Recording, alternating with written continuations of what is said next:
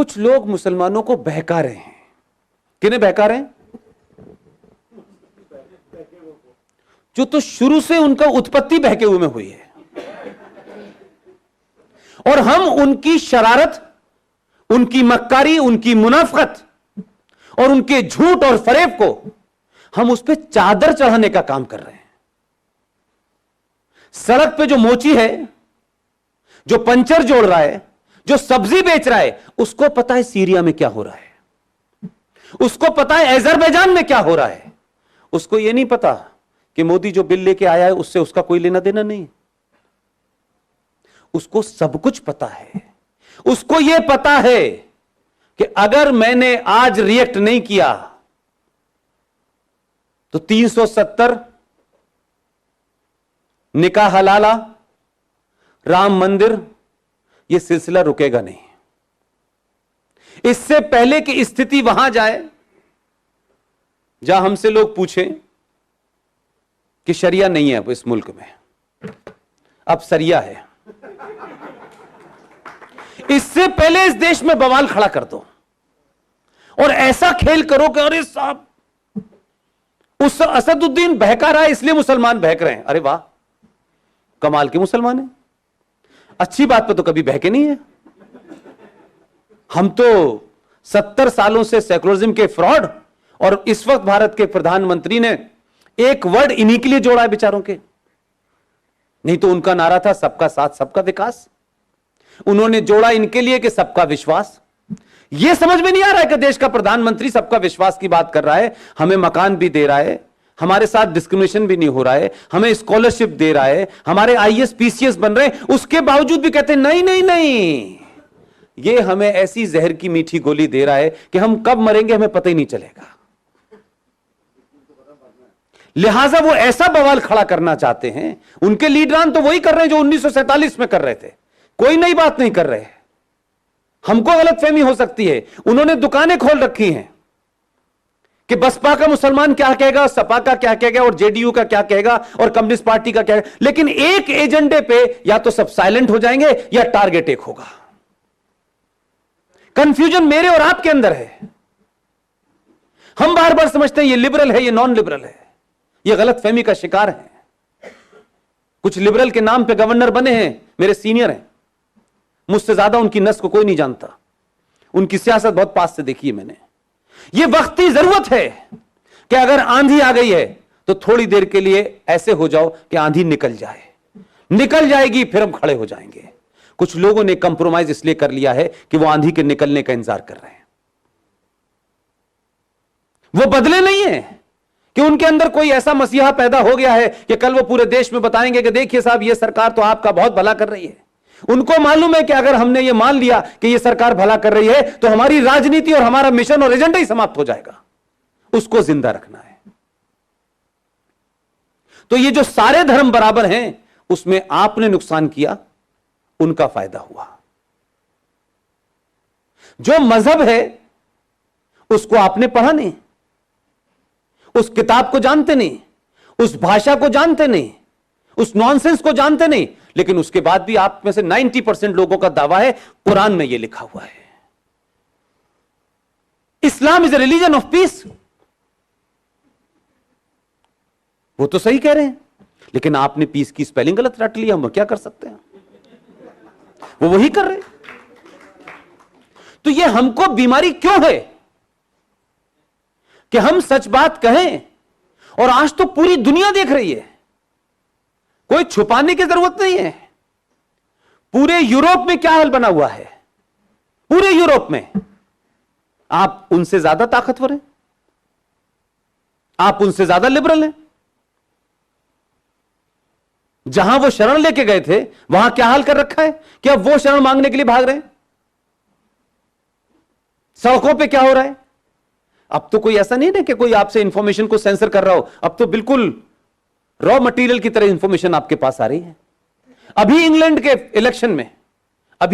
Election में क्या हाल हुआ है आपको पता है? लेबर पार्टी ने यह रेजोल्यूशन पास किया कि हम ताकत में आएंगे तो सबसे पहले भारत में जो जम्मू कश्मीर में 370 हटाया गया है उसके खिलाफ रेजोल्यूशन पास करेंगे। यह उनके मैनिफेस्टो का हिस्सा था। पूरे पाकिस्तान का मुसलमान और भारत का मुसलमान जो लंदन में था, वो लेबर पार्टी को उसने वोट दिया। मेरे पास जो मेरे मित्र लोग हैं, जो मेरी स्पीचेस को सुनते हैं, वहां एक रिक्वेस्ट थी। मेरे ये साथी हैं ओम यादव जी, बनारस से लॉ करके आए हैं। ये मेरे साथ रहते हैं, मेरी चिंता करते हैं, सारे प्रोग्राम्स को देखते हैं। इनके पास रिक्वेस्ट आई कि पुष्पेन जी से कहिए एक 4 या 5 मिनट का वीडियो बना के भेज दे। मैंने कहा मेरा क्या रिलेवेंस है लंदन में? उन्होंने कहा बहुत लोग आपको सुनते हैं कि कंजर्वेटिव पार्टी जो पूरे तरीके से भारत की संस्कृति के साथ खड़ी है, भारत की जब कश्मीर पॉलिसी के साथ खड़ी है, उसे जिताना है। मैंने वीडियो जारी किया, वो चला, उसकी वजह से 0% भी इफेक्ट हुआ हो, लेकिन जो चाहते थे इसलिए मैंने भेजा। लेकिन आप देखिए कि पूरे कश्मीर का मामला जो जहां मुसलमान मौजूद था, उसने वही किया जो उसे करना था। यह बात अलग है कि आपकी ताकत इतनी थी कि आपने भारत में कुछ लोगों को जनेऊ पहनने पे मजबूर किया। इससे पहले पहन ही नहीं रहे, उन्हें पता ही नहीं था जनेऊ क्या है। तो उनके पिताजी ने बंडी के ऊपर पहना, ये कहां पहने इसको समझ नहीं आ रहा। और वहां क्या किया, वो जो पार्टी थी जो कंजर्वेटिव जीती है, उसमें आपने अपनी ताकत पूरी दिखाई। उसने अपने चुनाव प्रचार का आरंभ ही मंदिर से किया। जगह जगह मंदिर गया वो। तो आप यहां बैठे हुए भी अपनी ताकत का कैसे इस्तेमाल करें, यह हुनर आपको आना चाहिए। जरूरी नहीं है कि जो लोग आज सड़कों पे खड़े होकर के पत्थर चला रहे हैं और भारत की माइट को चुनौती दे रहे हैं, आप भी पत्थर चलाएं, यह मैंने कभी नहीं कहा। लेकिन जिस हिंदुत्व की हम चिंता करते हैं, जिस हिंदू राष्ट्र की बार बार हम कभी कभी बात करने लगते हैं, कभी 5 मिनट शांति से अपने घर में बैठ करके सोचिएगा कि आप हिंदू हैं, और आपको यह लगे मैं हिंदू हूं, तो मैं बात आपकी मानने को तैयार हूं। आप हिंदू भी नहीं हैं, आप हिंदू होने का ढोंग कर रहे हैं। आपको लगता है दूध में यूरिया मिलाओ, मसालों में मिलावट करो, गेहूं में मिलावट करो, आटे में मिलावट करो, इस देश की किताब सब कुछ में मिलावट करो, लेकिन मैं हिंदू हूं। हमने कभी अपने चरित्र को देखा है कि हमने किस तरीके से सोच समझ के अपने आप को कमजोर किया है 70 सालों में? कभी आपने किसी दलित को यह बताया कि बार बार यह कहा जाता है कि दलितों की हालत ब्राह्मणों ने ऐसी कर दी, ब्राह्मणों ने ऐसी कर दी? किसी ने रुक के उनसे पूछा, भाई 1000 साल से तो ब्राह्मणों की हालत दलित जैसी है, हमने तो राज किया नहीं 1000 साल से। जिन्होंने राज किया है, कम से कम उनके साथ तो मुगलों के जाने के बाद तुमको यहां का राजा होना चाहिए था। तो 70 साल में तो तुम्हारी यह दशा हमने की नहीं। लेकिन आप सोचिए कि जो आपके हैं, जो सनातन के हिस्से थे, हमने अपनी फॉल्स ईगो में ऐसे हालात कर दिए कि एक भूखे नंगे लोगों ने उनका हाथ पकड़ लिया और उनको झूठा आश्वासन दे दिया। जो सन 1947 में जिन्ना साहब ने किया, वही उसका आज एक सुधरा हुआ रूप है, जय भीम और जय मीम। और उस पूरे मूवमेंट में वो सबसे आगे नजर आ रहे हैं। आपको खर्चा करके भी 4 मुसलमान नहीं मिल रहे कि आपकी बात को कह सके, क्योंकि आप लोगों को खरीदते हैं, आप मिशन से काम नहीं करते। 2 को वजारत दे दो, 2 को लालच है, तो वो कुछ बोल देंगे, साहब देखे नहीं नहीं मोदी बहुत अच्छा काम कर रहा है। मोदी के हटते ही वो करने लगेंगे जो उनको करना है। तो आपने जमीन पे काम नहीं किया। और 1984 की घटना ने, जो किसी राजनीतिक दल के कारण हुई थी, क्या कभी आपने, समाज ने यह सोचा कि अगर कुछ लोगों ने गलती की तो समाज को नहीं भुगतना चाहिए? क्या हमने कोशिश ऐसी की कि जो सिख सनातन को बचाने के लिए जिन्होंने अपने बच्चों को 26 दिसंबर को दीवार में चिनवा दिया, शीशगंज गुरुद्वारे पे गर्दनें कटवा दी, कश्मीर में कश्मीरी पंडितों ब्राह्मणों के ऊपर जब परेशानी आई तो जाके कुर्बानी दी, हमने उनको इतना भूल गए, हम इतने एहसान फरामोश हो गए और धीरे धीरे अपने आप को इतना कमजोर कर लिया कि आज आपके पास लड़ने के लिए कोई नहीं है। आपने तय कर दिया है कि आपको बचाने के लिए पुलिस है, आपकी सत्ता में बैठने के लिए मोदी और अमित शाह हैं। आप खुद क्या हैं? आपने कभी अपनी कुर्बानी देने की सोची? आपने तो अपने स्वार्थों की कुर्बानी नहीं दी है। आप चाहते हैं आपके लिए कोई लड़े, आप नहीं लड़ना चाहते।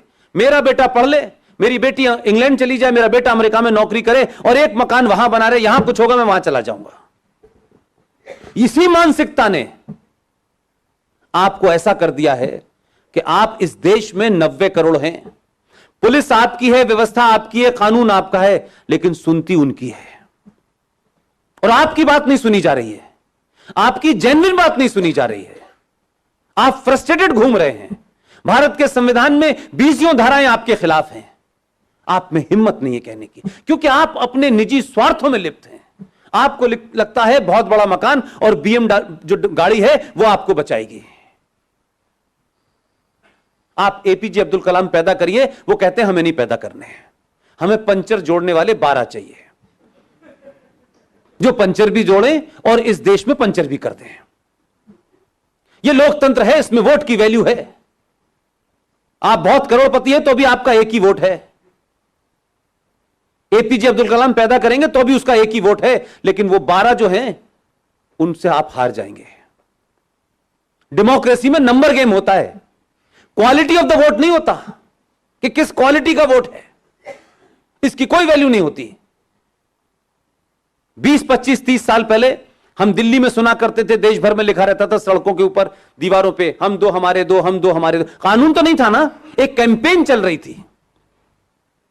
आपने उसको सीरियसली ले लिया। अब आपकी संकट क्या है कि आप जो काम आपको करना था वो तो किया नहीं, अब जो दूसरे कर रहे हैं उनकी आप रोक नहीं पा रहे। अब संकट यह कि हमारे तो 2 हैं, तो किसी ने कानून बनाया था आपसे 2 करने के लिए, और आप तो उनसे ज्यादा संपन्न थे, लेकिन आपकी संपन्नता तो अलग है। 4 गाड़ियां ना हो जब तक, 15 एसी ना हो, तो हमारी संपन्नता यह है, और उसके बावजूद भी हम कमजोर हैं।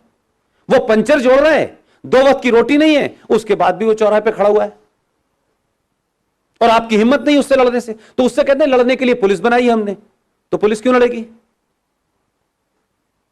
आप कुछ खोना नहीं चाहते। आप चाहते हैं कि दोबारा से सिख कोई पैदा हो जाए, कोई भगत सिंह आ जाए। आप सिर्फ इसका इंतजार करते हैं और कोई अब आ नहीं रहा। लिहाजा सिखों को आपने इस 1984 से लेकर आज तक कोई ऐसा काम किया कि उनके जख्मों पे थोड़ा मरहम लगता? अपनों के जख्मों पे मरहम लगाने में आपकी नाक छोटी होती है, लेकिन घर वापसी के लिए जिन लोगों ने धर्म बदल के वो इस्लाम कबूल कर लिया है, उनको वापस लाने में लगे हुए हैं। यार कहां अपनी एनर्जी लगा रहे हो? वो वापस आने वाले हैं, वो कोई वापस नहीं आने वाला, लेकिन आपको यह प्रकल्प चलाना है। चलाए रहो, कहते रहो। कोई आया वापस? फिर वापस आता तो आपकी गिनती ये क्यों होती और उनकी गिनती क्यों होती? तो हमारे नैरेटिव गलत हैं, हमारे लड़ने का तरीका गलत है। यह संकट हमने खुद पैदा किया है, और हम तो अजीबोगरीब लोग हैं भाई। हम बार बार कहते हैं इस सत्ता ने यह नहीं किया, उस सत्ता ने यह नहीं किया। जाने अनजाने में आपने इस देश की सारी प्राइमरी एजुकेशन, मदन भाई, टोटल प्राइमरी एजुकेशन इस देश की कौन चला रहा है? क्रिश्चियन चला रहे हैं। चला रहे हैं कि नहीं? सच बोलिए कि आपके घर में जब बच्चा पैदा होता है तो कुछ इतने पढ़े लिखे संपन्न लोग हैं कि वो सेंट स्टीफन में 5 साल के बाद पहले ही जाके रजिस्ट्रेशन करा देते हैं। कितने लोग हैं जो शिशु बाल मंदिर में जाकर के कहें कि हमारा बच्चा यहीं पढ़ेगा? सच बोलिए ना, क्योंकि आपको अपने बच्चे को मल्टीनेशनल कंपनी का सीईओ बनाना है। तो इस देश के लिए गरीब का बच्चा लड़ेगा क्या? मरने के लिए कितने लोग तैयार हैं इस देश के लिए? तो आपका बच्चा तो क्रिश्चियन स्कूल में पढ़ेगा, वहां तो जैक एंड जिल सीखेगा, वहां सुबह की प्रेयर में यीशु को याद करेगा, और उसका संकट आपने बढ़ा दिया है। फादर, फादर माने पिता, तो घर वाले फादर को फादर माने या उसको फादर माने? वो कंफ्यूज है और बता नहीं रहे कि ये वाला फादर कैसा है, वो वाला फादर कैसा है। उस फादर के पास पूरा टाइम है तो वो उसका दिमाग ब्रेन वॉश कर रहा है, और इन फादर के पास समय नहीं है क्योंकि ये गाड़ी खरीदने में लगे। कुछ दिन बाद बोला फादर, वो उस फादर की ज्यादा सुन रहा है और आपकी नहीं सुन रहा। तो गलती किसकी है? और उस बच्चे से फिर आप ये उम्मीद करते हैं कि वो सनातन को जाने। वाह, आप अपने घर में सीरियस तरीके से पूजा भी नहीं करते। आप जैसे ही पैसे से संपन्न होते हैं तो आपको चुटिया रखना कंजर्वेटिव बात लगती है।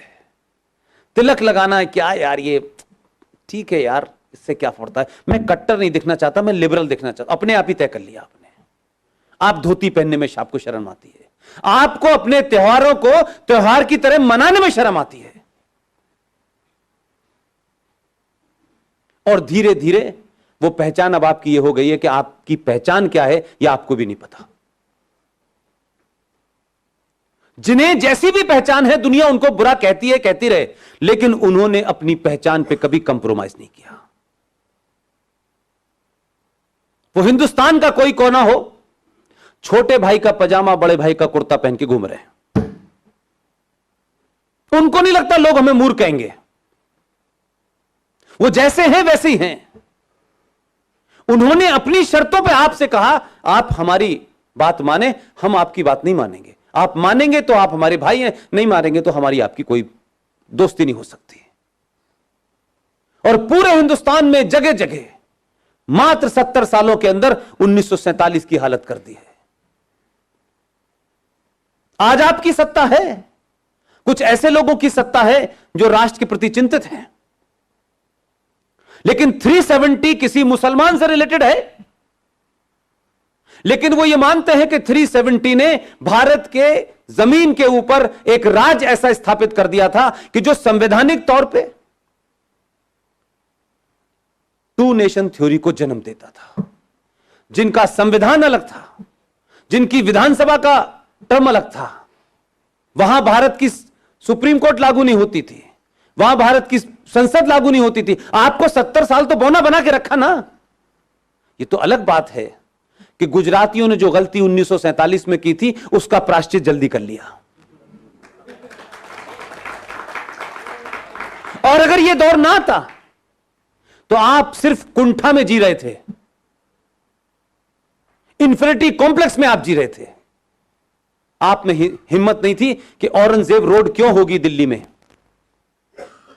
यह बख्तियार खिलजी के नाम से स्टेशन क्यों होगा, जिसने भारत की सनातन की पहचान नालंदा की लाइब्रेरी में 95 लाख किताबों के अंदर आग लगा दी, तहस नहस कर दिया। उनका मानना था कि एक किताब मिल गई है हमें, यही हकीम लुकमान का इलाज है, इस किताब में सारे जो है टेस्ट लिखे हुए हैं, अब किसी किताब की जरूरत ही नहीं है हमको।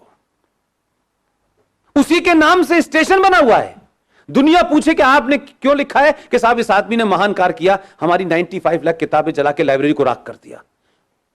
उन्होंने तो एलेक्जेंडर की लाइब्रेरी जलाई थी भाई, वो तो किसी और किताब में यकीन ही नहीं करते, एक ही किताब में करते हैं। आप उनके साथ रहने पे मजबूर हैं, उनके टर्म डिक्टेट कर रहे हैं उसमें मजबूर हैं आप, क्योंकि आपको लड़ना नहीं है। आप सुविधा भोगी समाज के हिस्से हो गए हैं। मेरा कैसे जुगाड़ हो जाए, मैं कैसे आगे बढ़ जाऊं, मुझे इसमें मतलब है, मेरा भाई मर जाए कोई फर्क नहीं पड़ता, मेरा स्वार्थ होना चाहिए। लिहाजा ये एक अलग बात है कि कहते हैं कि मलेरिया की दवा खा लो तो 1 हफ्ते में चला जाता है, और दवा ना खाओ तो 7 दिन बाद जाता है। इस देश के पास अब कोई ऑप्शन ही नहीं था।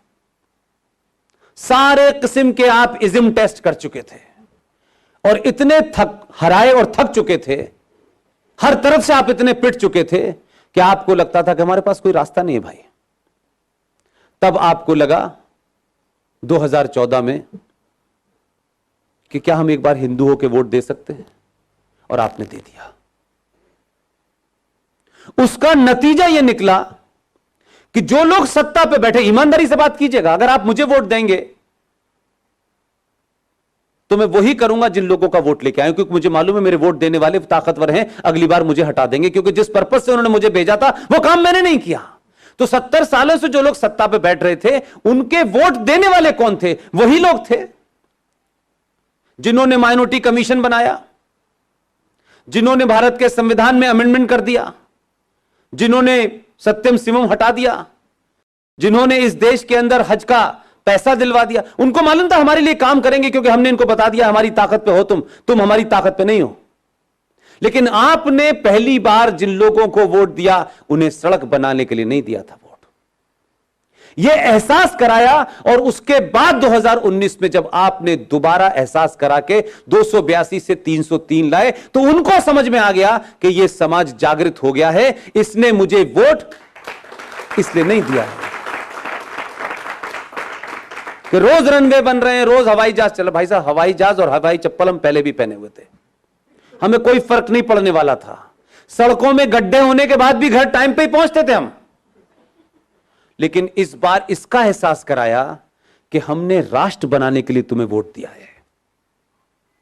देश में और राष्ट्र में फर्क होता है, स्टेट में और नेशन में फर्क होता है। मैंने अभी कल परसों भी कहा कि 70 साल का इतिहास देखें तो हमें ऐसा लगता है Indian state was working against the interest of Indian nation. यह पहली बार मुझे लग रहा है, इसलिए मैं फिर कह रहा हूं, बहुत सारी गलतियां, बहुत सारी शिकायतें, बहुत सारे एजेंडे होंगे, देश की अर्थव्यवस्था बहुत खराब है, होगी। अर्थव्यवस्था तो पहले भी खराब थी, कौन सी नई बात हो गई? इस वक्त अर्थव्यवस्था सही करने का समय है कि राष्ट्र बचाने का समय है। और सरकारें और समाज के बीच में जो कोऑर्डिनेशन होना चाहिए, वो मैं 70 साल में 25 साल की पत्रकारिता के बाद, राजनीति को पास से समझने के बाद, मुझे पहली बार ऐसा महसूस होता है कि सत्ता को यह पता है कि समाज क्या चाहता है, और समाज इस सत्ता को उस मुद्दे से, उस लाइन से, उस डगर से हटने देना नहीं चाहती। इसलिए ये बहुत तेजी से जो काम हो रहे हैं, वो इसलिए हो रहे हैं कि ये ऐसे मुद्दे हैं जिस पे बहुत सारे, जो पिछले 500, 600, 700 सालों के बाद जिन्होंने अपनी एक इनविजिबल सत्ता बनाई थी, उसको जब आप डिमोलिश करेंगे तो जगह जगह से, कहीं से आमिर खान चिल्लाएगा, कहीं से नसरुद्दीन खान चिल्लाएंगे, कहीं से कन्हैया, कहीं से उमर, कोई जेएनयू में होगा, कोई जादवपुर में होगा, ये सब चिल्लाएंगे। ये ऐसा नहीं था क्या कहते हैं कि आपका आदमी काम करेगा तो ये चुप बैठेंगे। मुझे तो खुशी इस बात की है कि उन्होंने अपनी जगह बता दी है कि हम कहां कहां हैं, हम यहां यहां हैं, उन्होंने बता दिया है, वहीं वहीं कैमरे लगे हुए हैं। अब झूठ नहीं बोल सकते आप। अब सरकार भी अगर यह कहे कि नहीं ये दंगा इन्होंने नहीं कहा, तो सरकार क्या झूठ बोलेगी? पूरे देश में तो वो दंगे हो गए। आपका दबाव है कि सरकार को एक्ट करना पड़ रहा है। मैं चाहता हूं कि 70 साल तक जिस तरीके से देश की राजनीति चली कि कुछ लोगों ने अपनी पोजीशनिंग करके जायज नाजायज काम करवाए सत्ता से, हमने तो इनसे सिर्फ जायज काम करने के लिए कहा है। इसलिए अगर आप समझते हैं कि भारत की राजनीति और भारत में जो विषय है आपका, बदलते भारत में हिंदुत्व की भूमिका, मैं इस शब्द को कहता हूं कि आप इसे कहिए, बदलते भारत में सनातन की भूमिका।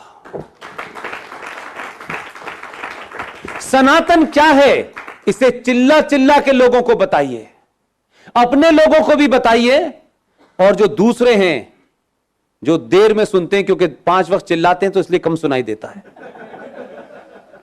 परसों सोलर एक्लिप्स था, रवि भाई, कल था, यस। इसकी क्या महत्वता है, क्या है ये? आपने प्रधानमंत्री की एक तस्वीर देखी, पहली बार देख रहे हैं कि प्रधानमंत्री सूर्य ग्रहण को भी देख रहा है। और इस देश को ग्रहण लगने से भी बचा रहा है। लेकिन उसकी सनातन वैल्यू क्या है? जिस समय ये आता है और सूरज छुप जाता है, हमारे सनातन में सिले कपड़े पहनने की परंपरा नहीं थी।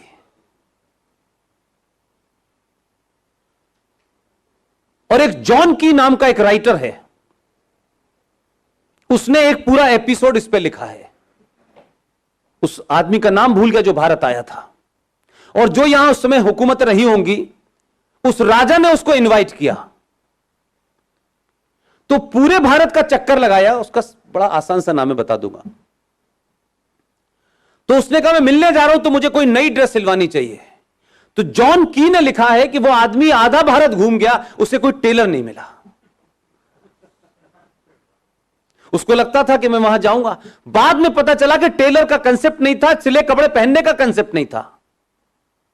और उसके पीछे की साइंस क्या है कि ये जो कल हुआ है, जितनी देर के लिए सूरज के सामने वो आता है, सिले कपड़े में जहां सिलाई होती है, सिले हुए कपड़े में जहां सिलाई होती है, वहां सबसे ज्यादा बैक्टीरिया रुक जाते हैं।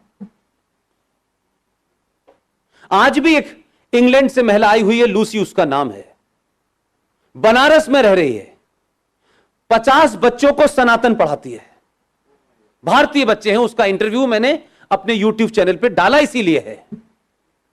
उसने पूरे कपड़े बिना सिले पहने हुए, वो आपके इस महत्व को, इस साइंस को समझ रही है। सनातन किसी पूजा पद्धति का तरीका नहीं है। सनातन साक्षात साइंस है, ज्ञान है, विज्ञान है। सनातन में यह नहीं कहा है कि अगर आप ऐसा नहीं करेंगे तो ऐसा हो जाएगा, नहीं। लेकिन सनातन इतना कॉम्प्लेक्स था, जब उसको आगे बढ़ाना था तो लोगों को कैसे समझाया जाए, कैसे उसको जोड़ा जाए। क्योंकि हमारे यहां हर बात को अगर फेथ से जोड़ दोगे तो लोग जल्दी मान जाते हैं। अगर बच्चे से ये कहो कि दूध नहीं पिएगा तो भौं आ जाएगा, तो वो दूध पी लेता है, ठीक है ना। और अगर हम ये कहें कि पीपल के पेड़ के पे इस पे पूजा करते रहना, नहीं करोगे, इस पे भगवान का वास होता है, नाराज हो जाएंगे, अच्छा वर नहीं मिलेगा, तो बेचारी हर औरत एक बार लोटा चढ़ाने जाती है उस पे। कहा कि गंगा को पूजना, गंगा खुश हो जाएगी तो घर में खुशहाली आ जाएगी। यह फेथ से इसलिए जोड़ा जाता है क्योंकि हम साइंस को कन्वे नहीं कर पाते। क्या आप 5 साल के बच्चे को बताते हैं कि कार्बन डाइऑक्साइड क्या होती है, ऑक्सीजन क्या होती है? नहीं बताते ना आप। क्या आप बताते हैं कि ये जो आग जल रही है इससे जल जाओगे तुम? नहीं बताते ना। सूरज में से क्या निकलता है हम बताते हैं। जैसे जैसे बड़ा होता है वैसे वैसे हम उसको बताते हैं। तो गंगा की पूजा इसलिए कतई नहीं बताई कि गंगा में पूजा करो और गेंदे के फूल और अगरबत्ती जाके उसमें डाल दो। गंगा की पूजा इसलिए करो कि ये जो गंगा नदी है, इसलिए हमारे यहां हर नदी को किसी न किसी से जोड़ा गया है। गंगा मां, गंगा नदी सिर्फ एक नदी नहीं है, एक रिवर नहीं है, थेम्स रिवर नहीं है। उसको मां का दर्जा इसलिए दिया गया है कि एक मां आपको बायोलॉजिकली जन्म दे सकती है, लेकिन अगर गंगा मां ना हो, अगर जल ना हो तो जीवन मुमकिन नहीं है। लिहाजा इसको अपनी मां की तरह पवित्र रखना है, इसकी पूजा करनी है। यह नहीं कहा कि जाके उसमें अगरबत्तियां डाल दो और गंदगी कर दो। उसकी शुद्धता को, उसकी पवित्रता को बना के रखिए। पीपल के पेड़ के बारे में आज साइंस बता रही होगी। हमने उसे पूजा से इसलिए जोड़ा, उसमें जाके लोटा चढ़ाना, और अब तो आपने ऐसे हाल कर दिया है कि लोग उसमें डोरा बांध बांध के, घी चढ़ा चढ़ा के, लड्डू ऐसा लगाते हैं उसमें कि जैसे पीपल भूखा लड्डू कहीं कहो, और चींटियां लग के वो पूरा तना खराब हो जाता है। हम किसी की बेसिक साइंस को नहीं समझे, हमने उस मर्म को पकड़ लिया। उसका सिर्फ इतना ही पर्पस था कि कैसे आप ये समझें कि धरती पे ये एकमात्र पेड़ है जो 24 घंटे ऑक्सीजन देता है।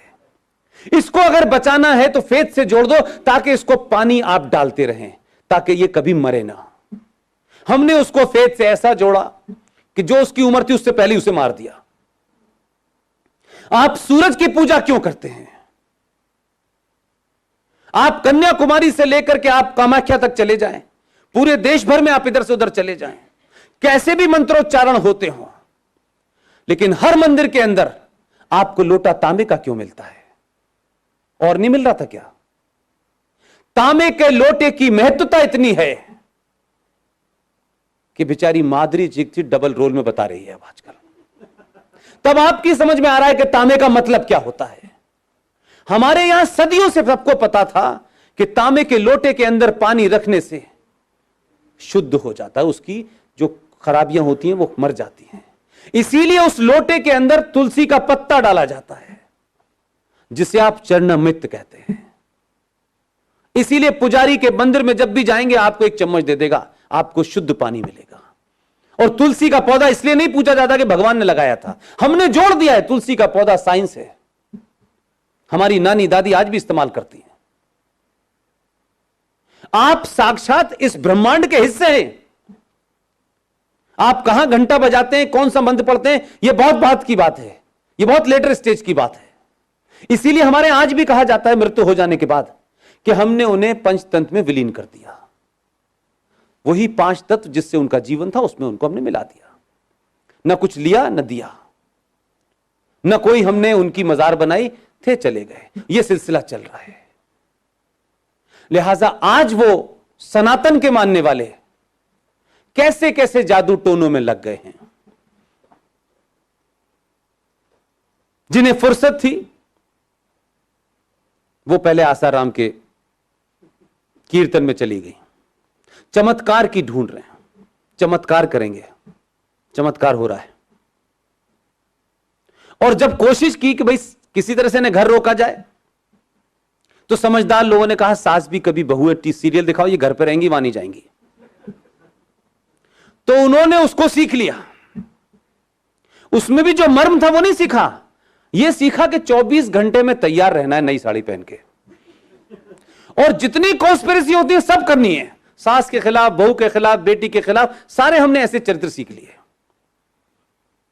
लेकिन इसी आपके साथ में कोई दूसरे समाज के लोग भी रह रहे हैं, उनके ऊपर कोई फर्क नहीं पड़ा, क्योंकि हम सनातन से चलते चलते चमत्कार तक पहुंच गए। संतोषी माता में चमत्कार है। अब अभी शुरू हुए कुछ दिन पहले चांद मियां मंदिरों में आ गए। हमारे यहां तो व्यक्ति की पूजा ही नहीं होती, लेकिन हमने तो ऐसा सौदा किया है कि चांद मियां को साईं मियां बाबा बना के पूजे जा रहे हैं। जगह जगह पूजा हो रहा है, करोड़ों का चढ़ाव चल रहा है। एक जागरण करने के लिए आप शाम को बोल दीजिए 1 करोड़ रुपए इकट्ठा हो जाएगा। जागरण हो रहा है, उससे कौन जगता है मुझे पता ही नहीं चला आज तक। कौन जगता है भाई? लेकिन संदेश भाई, इन हालातों में, इन तमाम सारी प्राकृतिक कमियों के बावजूद भी, सुनने से ही अगर इनके अंदर देश के लिए चेतना जगाने का भाव है, तो चंद घंटों में जागरण के लिए करोड़ रुपया हो जाएगा। लेकिन इस राष्ट्र निर्माण के लिए लोगों से जाएंगे तो लोग कहेंगे यार बहुत दिन से मंदी चल रही है। या नहीं, देश चले ना चले, दुकान चलनी चाहिए। अब उनको यह कोई समझाए कि देश रहेगा तब दुकान रहेगी। वो कहते हैं दुकान से देश है, मैं कहता हूं ना, देश से दुकान है तुम्हारी। तो हम कोई भी ऐसा कार्य नहीं करते जिससे हम ये कहें कि यह हमारी जिम्मेदारी नहीं है। यही हमारी पहली जिम्मेदारी है, बाकी जीवन चलता रहेगा। आपके यहां तो कंसेप्ट था दशज का, रवि भाई, दशज का कंसेप्ट था, आपके यहां भी था। लेकिन हम क्या कहते हैं, मुसलमानों के यहां कंसेप्ट बहुत अच्छा है। वो इस्लाम में 5 चीजें हैं, रोजा, नमाज, ईमान, हज और ज़कात। ज़कात क्या है? अपनी कमाई जो ईमानदारी की है उसमें से 10% निकाल के किसी गरीब काम में लगाना है, किसी सामाजिक काम में लगाना है। लेकिन हम तो बहुत दानी लोग हैं, हम तो मंदिर से निकलते हैं और प्रसाद देते हैं। हमारी परंपरा तो यह है कि मंदिर से निकलने के बाद जो हम 2 मिनट पहले तक भगवान से लौ लगा रहे होते हैं, उस लौ में हम सबकी अच्छाई की बात करते हैं और उसके बाद भी हम प्रसाद देते हैं सबको। लेकिन उनका रूप क्या है? ईमान, जानते हैं क्या होता है? एक जो उनका अल्लाह है उसके ऊपर लाना, उसके अलावा किसी के बारे में नहीं सोचना। और नियत बांधना जानते हैं क्या होता है? नमाज पढ़ने के लिए नियत बांधी जाती है। नियत बांधने का मतलब होता है कि जब आप नमाज परफॉर्म करने जाएं और वजू करने के बाद जब अपने हाथ आप ऐसे बांधें, उस सेकंड पूरी दुनिया से डिस्कनेक्ट कीजिए अपने आप को और सिर्फ अल्लाह के बारे में सोचिए। उसे कहते हैं ईमान। और वो तमाम कुछ करने के बाद, पूरी नमाज पढ़ने के बाद अभी मस्जिद की सीढ़ियां नीचे नहीं उतरते कि हिंदुस्तान के खिलाफ जामा मस्जिद से 4 दिन पहले भारत की हुकूमत, भारत की संसद, भारत की पुलिस, भारत के संविधान के खिलाफ गाली बकते हुए हजारों की भीड़, उन्मादी भीड़ निकलती है और इस देश की पुलिस के ऊपर हमला कर देती है। अभी मस्जिद की सीढ़ियां नहीं उतर के नहीं आ पाते। क्या अल्लाह से उन्होंने लॉ की होगी? क्या नियत बांधी होगी? क्या उनका मजहब उन्हें सिखा रहा है? वो सीढ़ियों तक नहीं काबू कर पाते और हम मस्जिद मंदिर में जाते हैं, पूजा करते हैं और निकल के देखते हैं कहां कहां गरीब है उसको प्रसाद देते हैं। ये 2 संस्कृतियों का फर्क है, ये 2 सोच अप्रोच का फर्क है। जिन्ना कुछ मामलों में सही था, ईमानदार था, उसने तो आपको यह एहसास कराया, लेकिन आपने उसकी बात का मतलब ही गलत निकाल लिया। उसने कहा यह उसका स्टेटमेंट है कि हिंदू और मुसलमान 2 अलग अलग कौमें हैं, ये कभी एक साथ नहीं रह सकती। लेकिन आपको तो इतना भाईचारा सवार था, वो कह गया कि भाई नहीं रह सकती। उसने साबित कर दिया, साबित हो रहा है। आपने 70 साल से कैंसर पाला, आज वो कैंसर आपके सर पे ऊपर खड़ा हो गया है और चिल्ला रहा है और आप उसको पुचकार पुचकार के रोकना चाहते हैं। 5 करोड़ की वजीफा ले लो भाई, आईएएस पीसीएस बन जाओ भाई। तुम ये भी ले लो, जिनको पीसीएस आईएएस बना रहा है वो इस्तीफा देकर आ रहे हैं और कश्मीर में राजनीति कर रहे हैं एंटी इंडिया। एक लीडर पूरे भारत में मुझे बता दीजिए, मैं दलालों की बात नहीं कर रहा, जिसने किसी ने भी इस बात का स्वागत किया हो कि जो हमने फटाफट निकाह हलाला किया था यह खत्म कर दिया, मोदी ने यह ठीक काम किया। जो आ भी रहे हैं उनके भी अपने उतने इंटरेस्ट हैं और उनकी पूरी कम्युनिटी में कोई रिलेवेंस नहीं है। वो आपको तो अच्छे लगते हो लेकिन कोई रिलेवेंस नहीं है। इसलिए अखलाक के मारने की खबर यूएनओ पहुंचती है, लेकिन 5 लाख कश्मीरी हिंदू पंडितों को मुसलमानों ने मस्जिदों का सहारा, कुरान का सहारा लेकर के मारा। 2,500 लोग मारे गए। आपको उन घटनाओं के बारे में नहीं पता। अभी 3 दिन पहले, परसों शायद 25 तारीख को, कश्मीरी समिति सबसे पुराना संगठन है, उसमें उन्होंने एज ए चीफ गेस्ट मुझे बुलाया। आप उस कम्युनिटी के बारे में सोचिए, उस विचार के बारे में सोचिए जिसे आप विचार मानने के लिए तैयार नहीं है, क्योंकि आप खुद कोई कुर्बानी देने के लिए तैयार नहीं है। जो कौम मरने से डरती है वो जिंदा नहीं रहती है। और हम मरना नहीं चाहते, हम सुविधा लेना चाहते हैं, सब कुछ हमें मिलता रहे। जब तक हमें मिल रहा है सब ठीक है, जब हमें नहीं मिल रहा है तो हम परेशान हो जाएंगे। एक महिला जो श्रीनगर में नौकरी करती थी, रवि भाई, यह पलायन हो गया। 19 जनवरी 1990 को भारत के पहले मुसलमान गृह मंत्री की देखरेख में हुआ, वो उसी कश्मीर का था। मुझे बताइएगा कोई अखबार था ऐसा? इस देश में कोई डिबेट हुई? आज तो 1-1 मिनट पे अमित शाह से लोग सवाल पूछ रहे हैं। कश्मीर का पहला आदमी भारत का गृह मंत्री बना, वो भी मुसलमान। उसके शपथ लेने के 45 दिन के अंदर उसी जम्मू कश्मीर में दुनिया का सबसे बड़ा एक्सोडस हुआ, पलायन हुआ। मजहब के नाम पे नहीं, धर्म के नाम पे हुआ, पहचान के नाम पे हुआ। क्योंकि वो लोग भारत की प्रभुसत्ता को जम्मू कश्मीर में रिप्रेजेंट करते थे।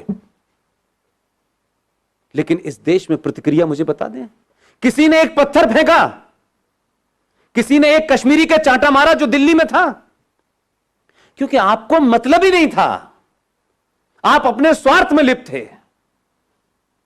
कितने बंगाल में लोग मारे जा रहे हैं, आप इनके लिए क्यों धरना प्रदर्शन करेंगे? एमएलए की टिकट मिल जाए, मोदी जी हमारी तस्वीर देख लें, हमने कितने जगह पोस्टर लगाए, इससे ज्यादा हमारी सोच ही नहीं है। इसीलिए मदर टेरेसा जैसे लोग इस देश में आते हैं और वो कामयाब हो जाते हैं। आपके तो पूरे सनातन में पूरी करुणा लिखी हुई है, पूरी करुणा भरी हुई है, उसके बाद आप उन्हें कन्वर्ट नहीं कर पाते। अंग्रेज आकर के आपके आदिवासियों को कन्वर्ट कर लेता है, जो आप उनकी जबान नहीं जानता, और आप नहीं कुछ कर पाते क्योंकि आप सही तरीके से कोशिश नहीं करते।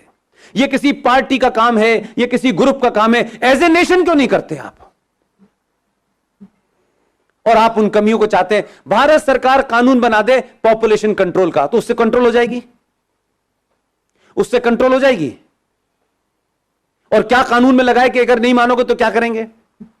क्योंकि आपको बीमारी है, हिंदुओं को बीमारी है, हमें नौकरी चाहिए, वो भी सरकारी।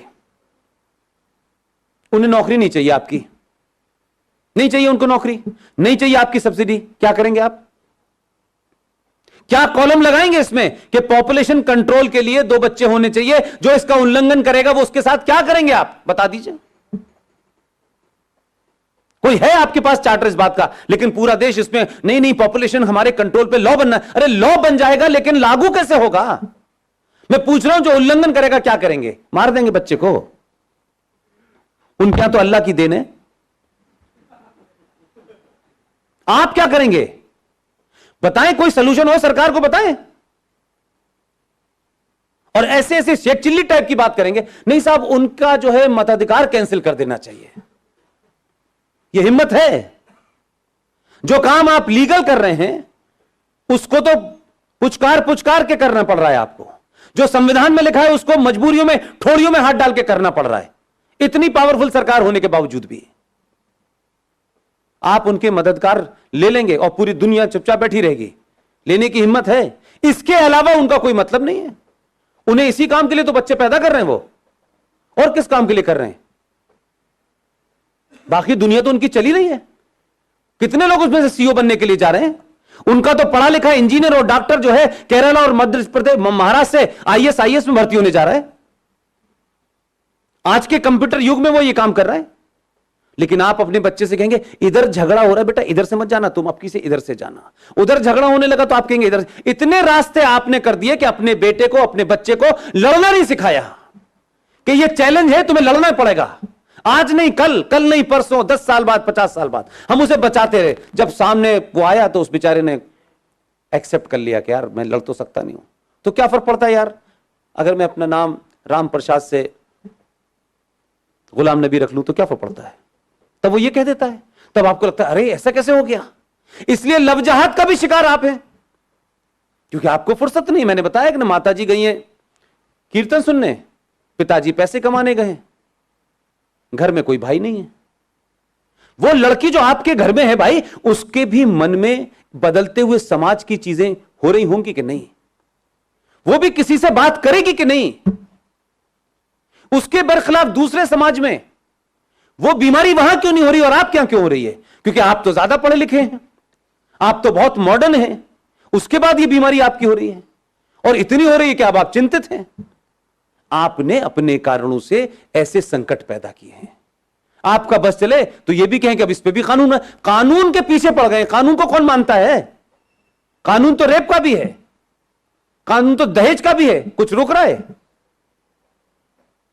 जब समाज में एक बड़ी आबादी भीड़ तंत्र में तब्दील हो गई हो, जो सुप्रीम कोर्ट को डराती हो, जो संसद को डराने में सक्षम हो, तब कानून कुछ नहीं करता है, तब समाज को करना चाहिए। भारतीय जनता पार्टी का ठेका है क्या? आरएसएस का ठेका है सिर्फ कि वही सिटीजन अमेंडमेंट एक्ट पे निकलेगी? ये भारत के बाकी लोग जिनका आरएसएस से या बीजेपी से कोई संबंध नहीं है, वो क्या हाथ बांध के पीछे खड़े रहेंगे? फेसबुक पे बस बोलेंगे वो खुद क्यों नहीं कुछ कर रहे? कोई रोक रहा है क्या आपको? अगर वो ऑर्गेनाइज कर रहे हैं तो उसमें भी आप जाके शामिल क्यों नहीं हो रहे? जो बीजेपी का है वो जाएगा क्योंकि वो कार्य करता है, उसको टिकट लेनी है, उसको कुछ बनना है, उसको कैरियर है, इसलिए वो जाएगा। लेकिन दूसरी तरफ क्या हो रहा है? अहले हदीस का भी आ गया है, बरेलवी का भी आ गया है, देवबंदी का भी आ गया है, सब बाहर आ गए। इस वक्त लड़ाई उनकी मुश्तरका है, इसलिए सब निकल के आ गए हैं। लेकिन अभी भी आपकी लड़ाई है, समाजवादी वाला हिंदू क्यों जाएगा, वो क्यों नहीं जाएगा, ये नहीं जाएगा। वो एक ही पार्टी का काम है, एक पार्टी का काम नहीं है। ये citizen amendment bill Bharatiya Janata party का एजेंडा नहीं है। वो पॉलिटिक्स में है, उनकी पार्टी सत्ता में है, इसका मतलब नहीं सारा ठेका उन्हीं का है। मेरा और आपका जो उसका भारतीय जनता पार्टी से डायरेक्टली इनडायरेक्टली कोई संबंध नहीं है, लेकिन एक इस नागरिक के नाते, इस देश के एक समझदार, एक ईमानदार सिटीजन के नाते मेरी कोई भूमिका नहीं है। दंगे होंगे तो पुलिस रोकेगी, जुलूस निकालना होगा तो बीजेपी निकालेगी। हम सिर्फ जो है बैठे बैठे अपने लड़के को अमेरिका भेजने का रास्ता बताएंगे, ये नहीं चलेगा। एक संकट नहीं है, ये सिर्फ शुरुआत है जो बहुत दिन से रुकी हुई थी। इसलिए मैं कहता हूं कि इस देश में राष्ट्रवादी ताकतें, सनातनी शक्तियां जैसे जैसे मजबूत होंगी, इस देश में गद्दारों के चेहरों से बेनकाब जल्दी होंगे। लिहाजा अगर आप ये चाहते हैं, सरकारें आएंगी, सरकार चली जाएंगी, कोई पता नहीं है कौन कितने समय तक रहने वाला है। देश तो पहले भी चल रहा था, घिसट रहा था, कुछ अच्छा था, कुछ बुरा था, कुछ जीते, कुछ हारे, ये सब चल रहा था। लेकिन अपने दिल पे हाथ रखिए कि जिन समस्याओं को हम, नेहरू जी ने दे दी है, ये गांधी जी ने दे दी है, ये फलां ने दे दी है, ये उसने कर दी है, जब उन समस्याओं को जड़ से खत्म करने का समय आ रहा है तो फिर इतनी अगर मगर क्यों हो रही है, फिर इंतजार किसका हो रहा है। पहली बार इस देश में सरकार राष्ट्र के लिए काम कर रही है, तो समाज की जिम्मेदारी क्या है कि पूरी ताकत से खड़े हो और सरकार को यह भरोसा दिलाएं कि हम जो काम आप कर रहे हैं वो हमारे लिए शायद उसका तत्कालिक कोई फायदा हो ना हो, लेकिन आने वाली नस्लों के लिए होगा। यह तय होगा कि 20 साल के बाद मेरे बच्चे टोपी लगाएंगे, मेरी बेटियां बुर्का पहनेंगी या नहीं पहनेंगी। अगर नहीं चाहते हैं तो ताकत से खड़े होइए। वो कौन है, कौन नहीं है, कैसा है, बुरा है, अच्छा है, यह महत्व नहीं है। इस समय कई सवाल पूछने का समय नहीं है, दूसरे सवाल नहीं पूछ रहे हैं। पूरी दुनिया में है, पाकिस्तान नेशनल असेंबली का चेयरमैन चिट्ठियां लिख रहा है सऊदी अरब को। 2.5 लाख की रैली निकल रही है उस बांग्लादेश को जिसे आपने चड्डी बनियान पहनना सिखाया है। नंगे घूम रहे थे वो, जिनकी आधी आबादी आपके मुल्क में है, और आपके मुल्क में सत्ता लोभी लोग उनको कह रहे हैं इनको रखो, ये हमारे दबान है, क्योंकि इन्हीं से हमें वोट मिलेगा और इसी हम सत्ता में रहेंगे। यही कारण रहा होगा 1000 साल पहले भारत के गुलाम होने का, जो आज दिखाई देता है मुझे। कैसे कैसे नारे लग रहे हैं इस देश के अंदर, हर राज्य एक अलग अलग बात कर रहा है। कोई यूएनओ चिट्ठी लिख रहा है, आपके लोगों की गिनती ज्यादा है उसमें, वही ताकतें बाहर निकल रही हैं। सबके नाम नहीं लेना चाहता, इतने महान नहीं उनका नाम लूं मैं, लेकिन राष्ट्र को आपकी जरूरत है। और आप समझ लीजिए, हम सब लोग इतने बेहया हो चुके हैं, इतने बेगैरत हो चुके हैं कि हम जरा सा अगर हमारे आदमी में कहीं कमजोरी हो गई, जरा सी कहीं हल्का सा भी वो कमजोर पड़ा, हम पहले लोग हैं जो ये कहेंगे। हम बहुत कह रहे थे यार इतना नहीं करना चाहिए था, देखो देखो इसने इतना ज्यादा कर दिया था, हम इतने मक्कार लोग हैं। हम उसके बुरे वक्त में, क्योंकि ये उसका बुरा वक्त नहीं है, ये देश का और राष्ट्र का बुरा वक्त है। इस वक्त कुछ भी नहीं सोचना है मुझे, न मैं सोचना चाहता हूं, न मेरी कोई महत्वाकांक्षा है। हम अगर 5 लोगों को जगा सकते हैं तो 5 को जगाएं, क्योंकि हमारे यहां कुछ लोग सो नहीं रहे हैं, हमारे यहां जगे हुए लोग भी सोने का बहाना कर रहे हैं। लिहाजा ऐसे सम्मेलन हर दिन होने चाहिए, हर जगह होने चाहिए, सड़कों चौराहे पर होने चाहिए और खुले में होने चाहिए, ताकि एक बार में लाखों लोग सुने।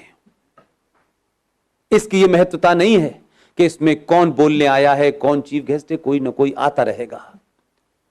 और आपने सोचा भी नहीं होगा कि इस देश में 15-20 लोग इसी समय देश के अलग अलग कोनों पे बोल रहे हैं। उनका किसी पार्टी से कोई संबंध नहीं है, वो किसी पार्टी के ऑफिस नहीं गए। हमारा राष्ट्रवाद राज्यसभा की कुर्सी तक महफूज नहीं रहना चाहिए। अब हम राज्यसभा में आ गए तो हमारा राष्ट्रवाद पूरा हो गया, अब हमें सत्ता की मलाई खानी है। उससे पहले हम बहुत राष्ट्रवादी थे। मैंने कई लोगों को रातों रात बदलते देखा है पिछले 6 महीने में, माफ कीजिएगा। एकदम दुकान बंद हो गई है उनकी, अब वो पॉलिटिकली करेक्ट हो गए हैं। अब उन लोगों में बैठना है जिन्हें इंटेलेक्चुअल कहा जाता है। अब उन्हें हिंदुत्व की बात करना थोड़ा सा ऐसा लगता है, भाई देखो हमें ध्यान तो रखना चाहिए, इस देश में 35 करोड़ मुसलमान हैं, तो 6 महीने पहले क्यों बोल रहे थे? इसलिए आपके यहां ईमानदारी नहीं है। 15-20 लोगों में, चाहे मेजर जनरल जीडी बख्शी हो, कर्नल RSN हो, सुशील पंडित हो, गौरव आर्या हो, ललित अंबरदार हो, इनमें से कोई एजेंडा है किसी का? रोज टेलीविजन पे आप देखते हैं, रोज कहीं ना कहीं भाषण चल रहा होता है उनका। किस लिए? क्या सिर्फ 90 करोड़ हिंदुओं में यही 10-15 लोग हैं? क्यों नहीं हर घर के अंदर 2-2 लोग पैदा हो रहे हैं? क्यों हम ये मानते हैं कि राष्ट्रवाद एक शाम में चाय पीने जैसा है, कोई थोड़ी देर के लिए राष्ट्रवाद भी बात कर लें? कुछ लोगों का राष्ट्रवाद 9 बजे रिपब्लिक टीवी देख के शुरू होता है और 11 बजे कहते हैं बस भारत माता की जय, सो जाओ। राष्ट्रवाद जीना होता है। अगर आपको अपने पे गर्व नहीं है, अपने इतिहास पे गर्व नहीं है, आपको बौनों जिन्होंने गुलाम बनाया है, अगर आप उनको महसूस कर रहे हैं, आप उनको मजबूरी में आपको झेलना पड़ रहा है, तो इसका मतलब यह है कि आपके अंदर कोई अपना स्वाभिमान नहीं है। जिसमें स्वाभिमान नहीं होता उसे राष्ट्र की कोई चिंता नहीं होती। उसको किसी भी हालत में रख दो, वो एडजस्ट कर लेगा, वो नाम बदल लेगा, वो धर्म बदल लेगा, वो लड़की की शादी करके एक नया रिश्ता बना देगा और नाम लगेगा, रख लेगा अपना शब्बीर कुमार। वो कुछ भी कर लेगा। अगर जागृत समाज होता तो उस दिन बोलना चाहिए था जिस दिन गुलशन कुमार की हत्या हुई थी। आप 3 चीजें रख रहा हूं रवि भाई, ध्यान दीजिएगा। इस देश की प्राइमरी एजुकेशन को हमने क्रिश्चियंस के हाथों सौंप दिया है, राइट? इस देश के इतिहास को हमने 70 सालों में कम्युनिस्टों के हाथों में सौंप दिया था। और तीसरी चीज बताऊं, इस देश का एंटरटेनमेंट आपने जिहादी मुसलमानों के हाथों छोड़ दिया है। आपकी तीनों चीजें आपके पास नहीं है, इसलिए गुलशन कुमार की हत्या हुई, आप समझे ही नहीं कि उसका क्या मसला था। गुलशन कुमार की हत्या भारत की एंटरटेनमेंट इंडस्ट्री के अंदर भजन, कीर्तन और मंदिर को बाहर कर दिया उसने। और अब मौला रे मौला होता है, लड़की हिंदू घर की होती है, लड़का मुसलमान घर का होता है। हर फिल्म में बताया जाता है इस्लाम कितना अच्छा है, हर फिल्म में बताया जाता है कि मुसलमान कितना अच्छा होता है। आपकी नई जनरेशन इसी चक्कर में गफलत में है। ना आपने खुद इतिहास लिखा है, ना प्राइमरी एजुकेशन आपके पास है, ना ही इंटरटेनमेंट का कोई नैरेटिव आपके पास है। इसलिए दिवाली पे सलमान की पिक्चर रिलीज होगी, ईद पे शाहरुख की होगी और क्रिसमस पे आमिर खान की होगी। आपकी फिल्म कहां बन रही है, कैसे बन रही है, पता नहीं है। हम अपने आइकॉन नहीं ढूंढते। और कोई आदमी राष्ट्र के लिए बिना किसी लालच के कोई काम भी कर रहा होगा तो सबसे पहले हमें उसी के अंदर कुछ नुस्ख निकालना होता है। हम उसको कैसे मजबूत करें इसकी हमें चिंता नहीं होती। हम एहसान करते हैं।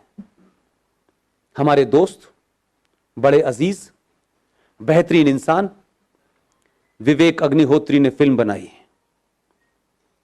Tashkent file. आपको कुछ कुछ चीजों का अंदाजा है? इस बार के एक बड़ा अवार्ड मिलता है, उस अवार्ड में 2 ही फिल्में फाइनल हुई लंबी 10 फिल्मों में से। एक कोई गिल्ली डंडा फिल्म बनी थी, क्या बनी थी, कुछ गली बॉय, एक वो थी और एक ताशकंद फाइल थी। दुख दूसरा है मेरा, सत्ता बदली लेकिन अभी व्यवस्था नहीं बदली है। जिस मोहतरमा ने नरेंद्र मोदी को चिट्ठी लिखी 50 लोगों के साथ में सूडो और मक्कार इंटेलेक्चुअल्स के नाम पर उस बंगाली महिला, वो उसकी चेयरमैन थी। उसने ताशकंद फाइल को इसलिए नहीं लिखा कि उसने प्रधानमंत्री को चिट्ठी लिखी थी कि इस मुल्क में इंटॉलरेंस बढ़ गई है और हिंदू गुंडागर्दी सबसे ज्यादा हो गई है। तो विवेक अग्निहोत्री की फिल्म को उसने फाइनल नहीं होने दिया और गली बॉय को दे दिया। कहां कहां लोग बैठे हुए हैं जो अपने एजेंडे को चला रहे हैं, लेकिन मैं पूछता हूं आपने कहां देखी? सर हमने मोबाइल पे देखी। अरे मेरे भोले लोगों, ताशकंद फाइल को पिक्चर हॉल में देखने जाते तो उसके 2 रुपए विवेक अग्निहोत्री को मिलते हैं। विवेक अग्निहोत्री जैसे लोग बड़ी मुश्किल में तो हैं, लेकिन हम उनको इनडायरेक्ट भी ताकत नहीं दे सकते। वो किन किन से लड़ रहा है, किन हालात में बना रहा है, और उसके बावजूद डिस्क्रिमिनेट करने वाली ताकतें उसका डिस्क्रिमिनेशन कर रही हैं। लेकिन 90 करोड़ में से 10 करोड़ लोग तय कर लेते कि इसकी फिल्म देखने जाएंगे, क्या फर्क पड़ता है यार, हमारा नॉलेज ही बढ़ जाएगा, वो ओरिजिनल डॉक्यूमेंट ही देखने को मिल जाएंगे, क्या फर्क पड़ रहा है। एक बार तय कर लेते। वो अब कश्मीर फाइल बना रहे हैं। कैसे बना रहे हैं मैं जानता हूं। जरूरी नहीं है कि हर चीज का ढंडोरा पीटा जाए ढम ढम करके तभी होगा। दूसरी ताकतें इतना मजबूत करती हैं उनको कि पैसा वहीं बट रहा है पूरे उसमें। पूरी फिल्म इंडस्ट्री 2 हिस्सों में खड़ी हुई है, लेकिन जो आपके साथ है वो ताकत में नहीं है। वहां काम उसी को मिलेगा जब उस एजेंडे वाले के पास जाएंगे। 272 स्क्रिप्ट राइटर हैं, उन्हीं से लिखवानी है आपको फिल्म। पैसा घुमा के वहीं जाना है, क्योंकि वो एक मिशन मोड में है, आप फैशन के मोड में हैं। हम अपनी कमियों को समझें। हमसे जो 1000 साल पहले भूल हुई थी मैं नहीं जानता क्या थी, लेकिन लगता है मुझे आज के दौर को देख करके कि कुछ भी नहीं होता, हिस्ट्री रिपीट हो रही है। लेकिन मैं इस बात से खुश हूं कि हम इस हिस्ट्री को रिपीट नहीं होने देंगे। आप सब लोगों ने मेरी बातचीत सुनी। मैं बहुत कुछ ऐसी बात जरूर कहता हूं कि आपको तल्ख लग सकती है, लेकिन यकीन मानिए अगर मलेरिया हो गया है तो दवाई कड़वी आपको खानी पड़ेगी, और अगर कैंसर है और कुछ लोग ये कहें कि नहीं नहीं नहीं तुम्हारे सर में दर्द हो रहा है, तो आप यकीन मानिए कि वो आपका दुश्मन है। कैंसर को कैंसर कहना सीखिए। अपने अंदर से कुंठा और इंफिनिटी कॉम्प्लेक्स को समाप्त कीजिए। आप गुलामों की गुलामों की जनरेशन नहीं है। आपका एक कालखंड आया है, बड़ी बड़ी अमेरिका भी बहुत पहले गुलाम था, सब गुलाम होते हैं। हमारा वो दौर निकल गया, ये पहले यहां से गुलामी निकाली है। जिस दिन आप ये निकालेंगे, मुझे पूरी उम्मीद है अगले 500 साल तक 2019 रिपीट होता रहेगा। बहुत बहुत शुक्रिया, थैंक यू वेरी मच।